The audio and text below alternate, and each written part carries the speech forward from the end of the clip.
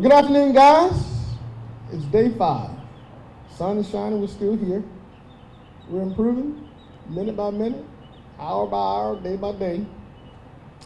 Our water filtration plant continues to improve tremendously as we're slowly filling Eisenhower and working to restore high service to the West Augusta. If you have questions, please don't hesitate to call our water treatment facilities. Our teams are at these facilities working diligently in restoring water.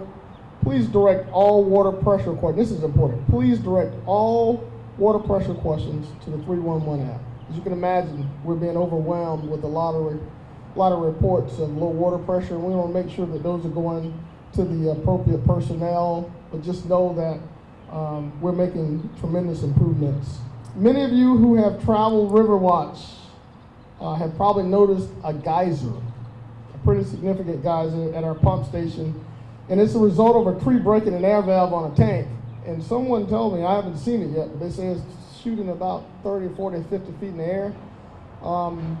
That is not a major concern of ours, in that it's more important for us to be able to push water out to our filter plant than it is to make that repair. That is a small, minute amount of water compared to the amount of water that we need to provide water to our system to keep us pressurized and stabilized. So that is not a major concern right now. And when we get our system stable again, we will address that leak. Georgia Power, they continue to increase their assets to this region. As you know, down on in our downtown business district at the James Brown Arena parking lot, it's a mini city where there's more than 2,500 linemen that are now calling Augusta home to help us restore our power. Georgia Power is adding an additional 1,000 linemen that are going to be staged at our Augusta Mall. They're setting up an additional location in Rennes where there will be an additional 1,500 personnel. By tomorrow, perhaps by dark, there will be more than 8,000 linemen throughout this region, helping our city in this region and our partners throughout the CSRA restore power.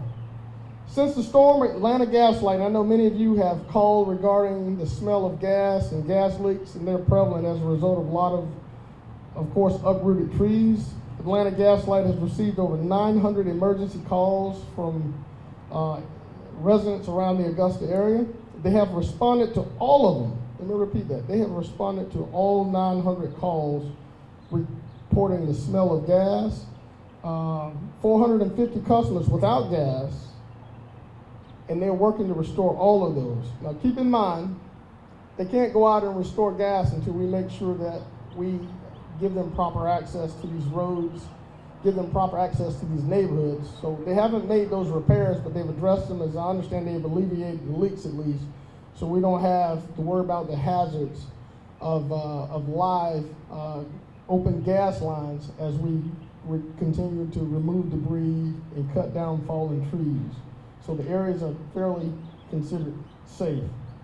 This morning, President Biden approved federal funding for Richmond County to include grants for temporary housing, home repairs, low-cost loans to cover uninsured property losses, and other programs to help individuals and business owners recover from the effects of this disaster. FEMA is on the ground in Augusta, Richmond County. FEMA is on the ground in Augusta, Richmond County.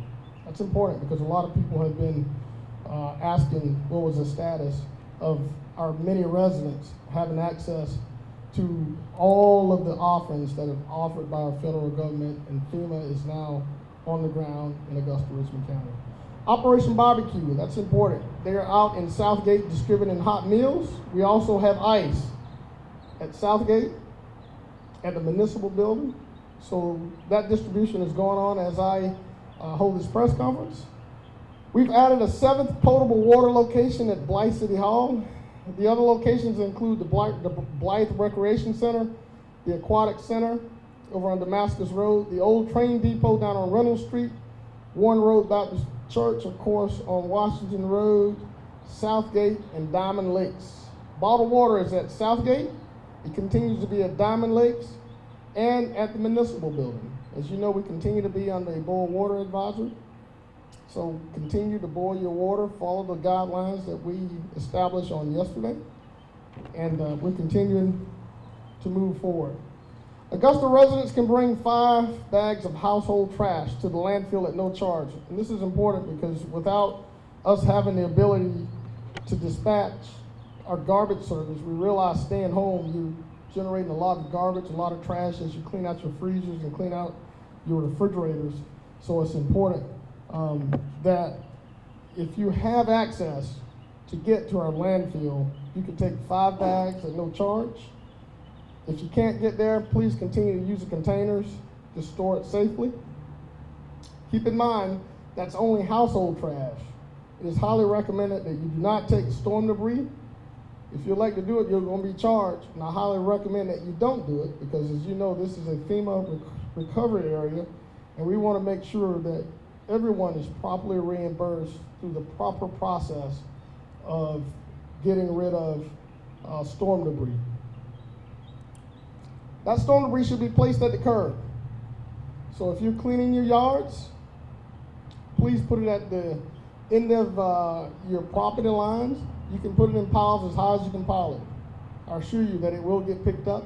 It may be a while, but it will get picked up and it will get cleaned up. I think we mentioned yesterday there may be the opportunity of having 3 passes. So if you put it there and it's cleaned up, keep in mind there will probably be a second and a third pass, so you don't have to be in a rush to put it there. We realize this is going to be an extensive and an ongoing process to clean this city up, and we will be patient. We still have 2 shelters operating, the May Park Recreation Center and also the Henry Brigham Community Center are both open and accepting anyone who should need shelter. On yesterday, the Augusta-Richmond County Commission approved a debris removal contract. And we think this is very important in that in order to get this city back to some sense of normalcy, we have to have a partner to do that. We're hoping that we have people early next week to remove debris. Keep in mind, we're still in the process of now trying to get lines repaired, lines removed. And I'm just thinking about some of the neighborhoods that I've driven through.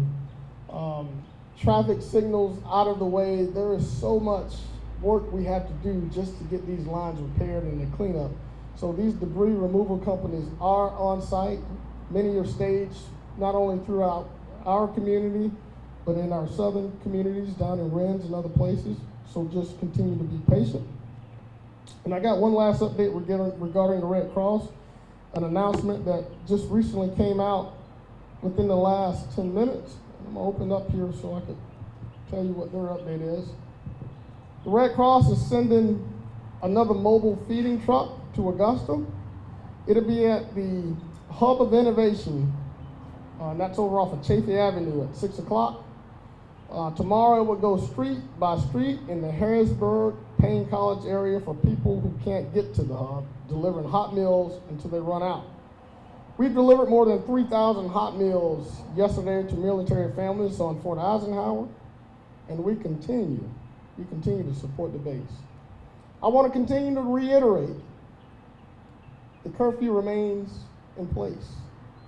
Many of our traffic signals continue to be down, and particularly in the evening, it is so dangerous to drive our roads. It seems as though traffic is on the uptick, and I would assume so because there's more and more openings. Seems like every single day. There's more gas stations. Gas availability is becoming greatly increased. More restaurants have had their power restored, so many people are getting out buying food. I would just highly encourage you, if you have to do that, try to do that in the daylight hours, because it is so dangerous at night. We've had an uptick in traffic accidents as a result, I guess, of the increased traffic, especially at night. So please continue, if you don't have to drive, to stay safe.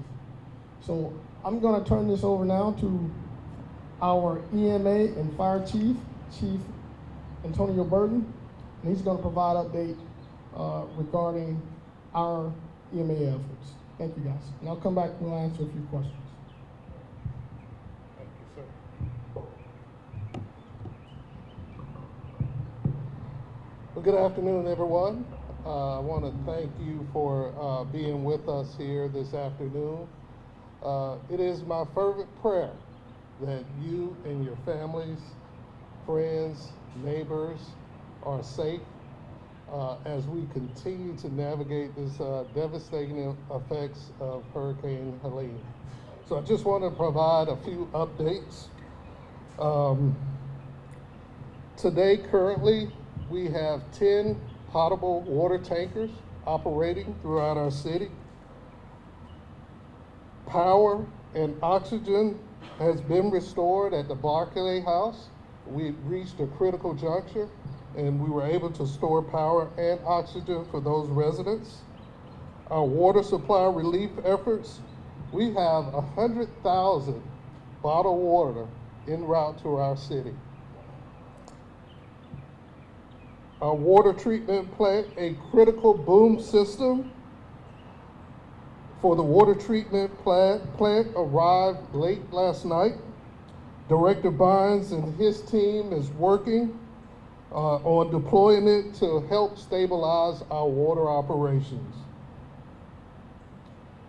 We've had constant comprehensive checks on the ground.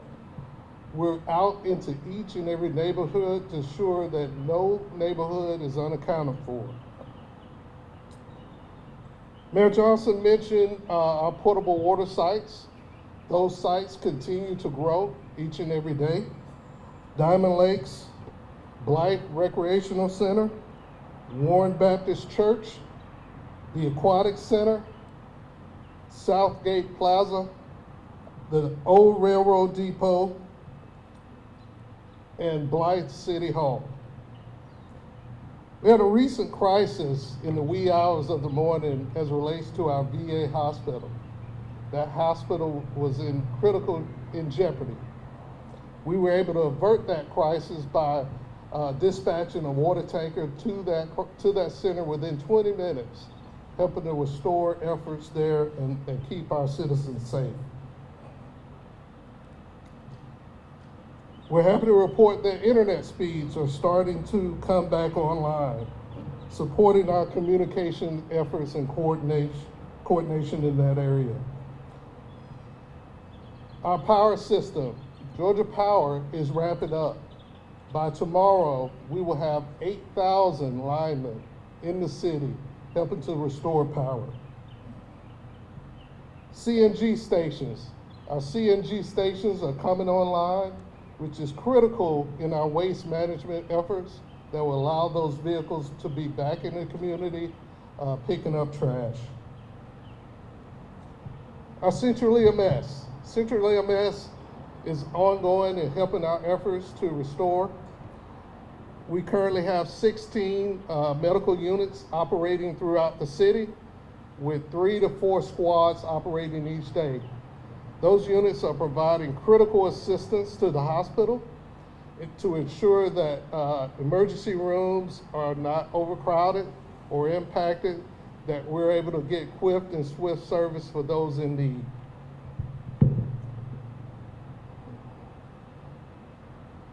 And finally, I want to talk just a little bit about safety. For those in our community who are trying to navigate this critical juncture in our recovery efforts, we want our citizens to be safe.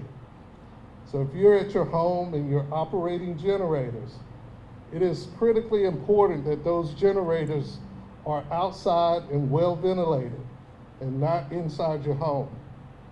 If you're grilling, ensure that those grills are at least 25 feet away from your home. And as it relates to debris, we want to encourage our citizens, please do not burn your debris. Your yard debris, do not burn them. Push them to the front of your yard and they will get picked up. So once again, as we continue to navigate this crisis together, I would encourage you all to be safe. Know that we are with you, and if you need us, please don't hesitate to call. Right.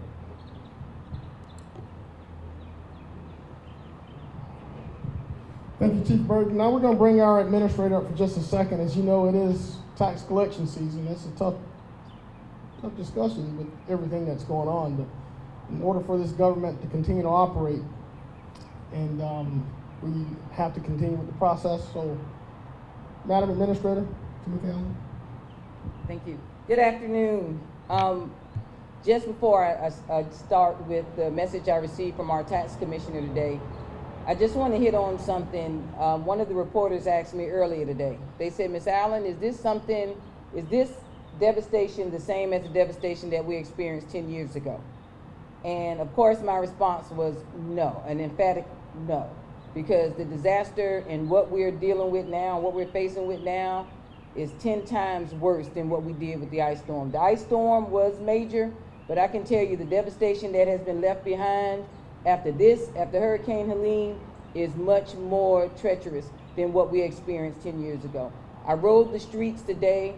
I can see a lot of progress is being made, and we want to make sure that our constituents know that everybody that you see behind us, in front of us, all around us in our EOC is doing everything we possibly can to bring relief to our citizens. It's a lot of work behind the scenes, and we could not have gotten what we have gotten accomplished without the partnerships, without the various agencies that have come on board. I mean, we are really out there, and I know some of the citizens I spoke to this morning are really appreciative of that. So we continue to ask for everybody's patience and prayers and to be there for one another.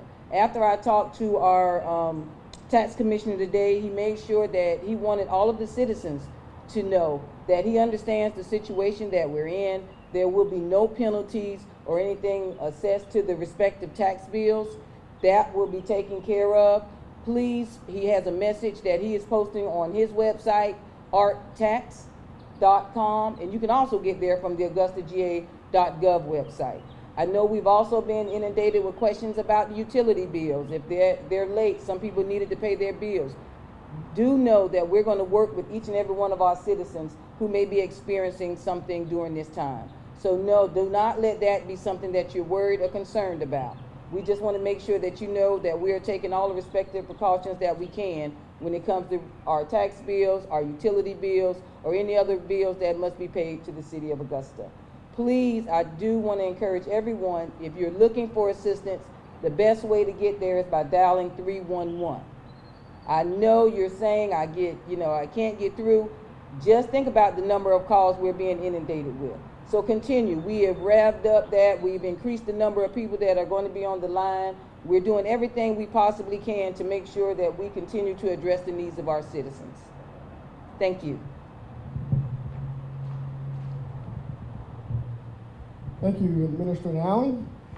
Again, I want to wrap up with bragging on this great team with the City of Augusta. Every day I'm amazed at their resilience, how early they wake up, how late we leave here in the afternoons. Every morning, day 5, all I see are smiles, despite everything that's going on. So it's amazing we're here. We're doing what we are tasked, what we're elected, what we're hired to do. And this is a phenomenal team that's working diligently to help restore Augusta back the way it was prior to this horrific, catastrophic Hurricane Helene. So with that said, we're going to open it up for questions. If you have any, come on with them. Yes, ma'am. When can we expect for the warm water advisory to be lifted? Yesterday, Director West Bynes mentioned anywhere from 24 to 48 hours. It depends on, how we continue to pressurize the system. I would lean probably more towards the 48 hours because, as I understand now, some folks are still having pressure issues. But keep in mind, it's improving just about every day. So 48 hours. 48 hours. Yes, that's what I would imagine. Yes. From yesterday, yes. Could you also speak to, in general, there's still some folks who have no water, period, whatsoever, even though it's been past 48 hours since Sunday. So is there a new timetable as to when water will be restored to folks? I'm hoping we'll have better improvement on that today, seeing as how we are pumping more water to our Central Avenue filtration plant. And I am hoping that even on the south side, as more of those wells are restored and off generator power, you will see improvements there. Keep in mind, for those that don't have water, we have plenty of potable water tankers, as well as bottled water that's flowing into our community. You probably see the tankers. I think at last count, there's somewhere between 18 and 20 tankers that are strategically throughout the city at 6 locations, 7 locations now. And if we had to grow those locations, we certainly can. And let me just note, I've visited a few of those locations, and I'm proud to state that the lines aren't long. People are coming, so it tells me that people are finding drinking water and water to cook with and all of those things. So that's refreshing to know. Can people just walk up to these locations, or do they have to drive there, or is it a vehicle? I know there's been a story reported of someone walking up to one of these distribution points and they were turned away. And speaking specifically of one case, I know there was a long automobile line, and there were reports of people getting out of the automobiles, cutting the line to get a case of water. Then they go back to the car and come around and get a case of water. So we were discouraging people from exiting cars that were in line. We highly encourage you that these are drive-through sites. If you're in a car, stay in the car, and I assure you, you will get water. Now, if you don't have a vehicle and you happen to walk up, we will make sure that you have accessibility to a case of water. So we don't turn away anybody.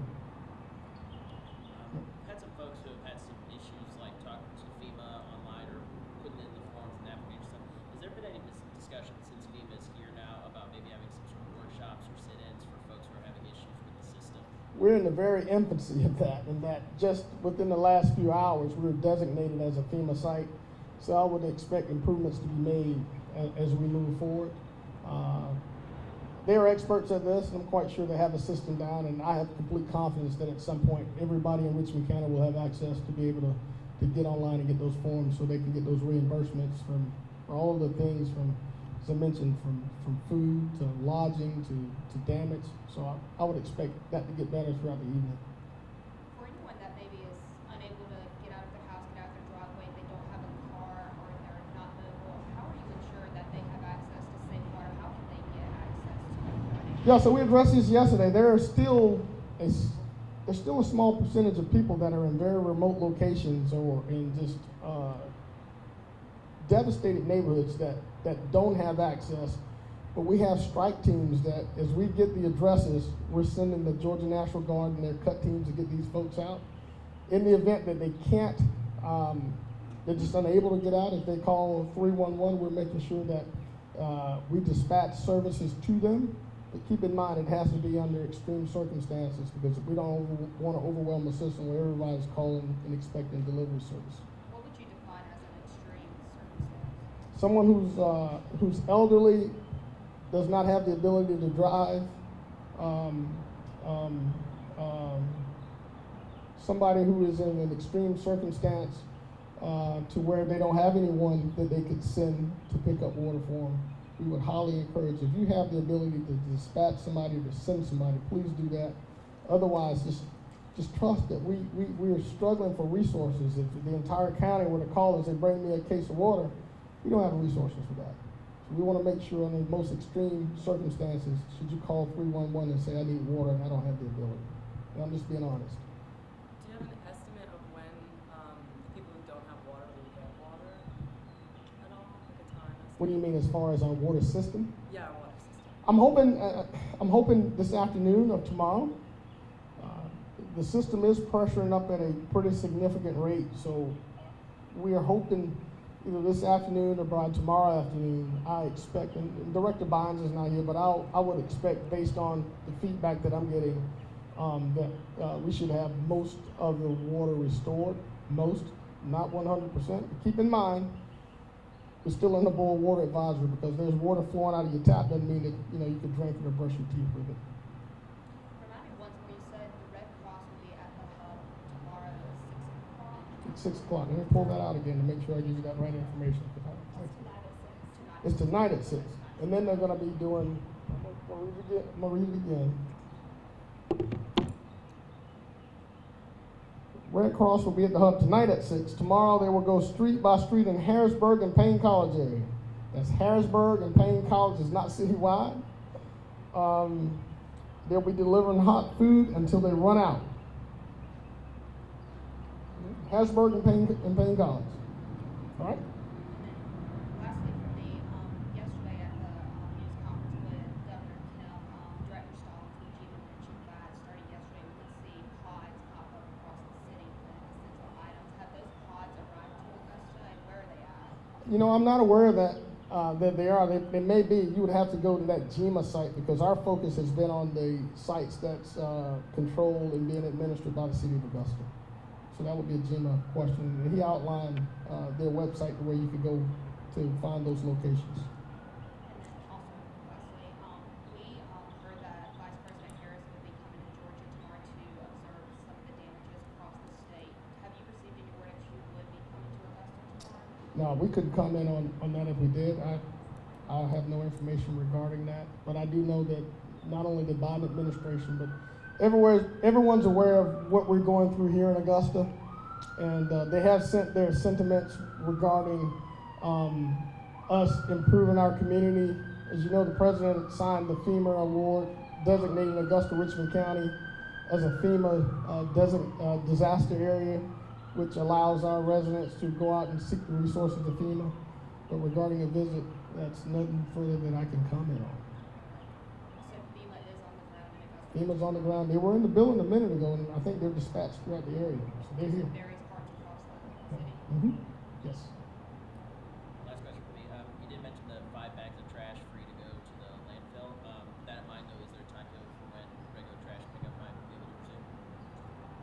Well, I know we're getting ready to start because I've visited many sites and it's piling up. So commercially, I think it's probably going to start sooner rather than later, perhaps tomorrow for commercial customers and those that are living in apartment complexes. Residentially, it's going to be a challenge. Many of these neighborhoods are just simply inaccessible. They are. I would imagine that neighborhoods that are accessible, and there are many, I would imagine that it will resume fairly quickly because these garbage haulers also have employees that probably want to go to work and get something done.